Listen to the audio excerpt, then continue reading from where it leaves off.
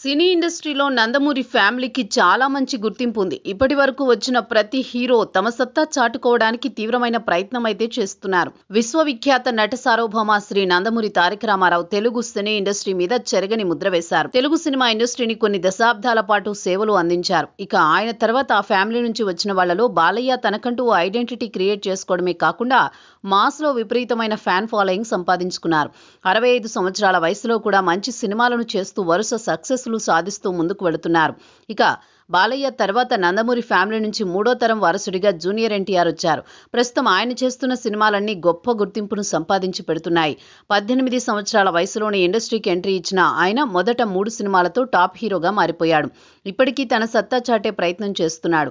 Pan ఇండియాలో తనను తాను ఎలివేట్ చేసుకునే ప్రయత్నం చేస్తున్నాడు. ఇక బాలయ్య బాబు కొడుకైన మోక్షజ్ఞ కూడా సినిమా ఇండస్ట్రీకి ఎంట్రీ ఇవ్వాలని చూస్తున్నాడు. నిజానికి మోక్షజ్ఞకి సినిమాల మీద పెద్దగా ఇంట్రెస్ట్ లేనట్టుగా తెలుస్తోంది. ఆయనకు బిజినెస్ అంటే చాలా ఇష్టమట. మొదటి నుంచి తాను బిజినెస్ మ్యాన్ అవ్వాలని అనుకుంటున్నప్పటికీ బాలయ్య బాబు మాత్రం నందమూరి ఫ్యామిలీ మూడో తరం వారసుడు నువ్వే అంటూ మోక్షజ్ఞను మోటివేట్ చేసి మరీ యాక్టింగ్ క్లాసులకైతే పంపించారట. మొత్తానికి కింద మీద పడే యాక్టింగ్ నేర్చుకున్న ఆయన సినిమాలు చేయడానికి పెద్దగా ఆసక్తి చూపించడం లేదట. ఇక ఇంతకుముందు ప్రశాంత్ వర్మ దర్శకత్వంలో ఒక సినిమా రాబోతుందంటూ కొన్ని వార్తలు వచ్చినప్పటికీ అటు ప్రశాంత్ వర్మ గానీ ఇటు మోక్షజ్ఞ గానీ సినిమా చేయడానికి పెద్దగా ఇంట్రెస్ట్ చూపించకపోవడంతో సినిమా ఆగిపోయింది. ప్రస్తుతం వేరే దర్శకుడి డైరెక్షన్లో మోక్షజ్ఞను ఇండస్ట్రీకి పరిచయం చేయాలనే ఉద్దేశంలో బాలయ్య అయితే ఉన్నారు.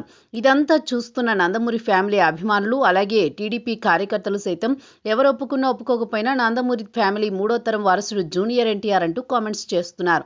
ప్రస్తుతం ఆయన చేస్తున్న సినిమాలను అందుకుంటున్న సక్సెస్లను బట్టి చూస్తుంటే జూనియర్ ఎన్టీఆర్ నందమూరి ఫ్యామిలీకి అసలైన మూడో తరం వారసుడు అనే విషయం చాలా స్పష్టంగా తెలుస్తోంది.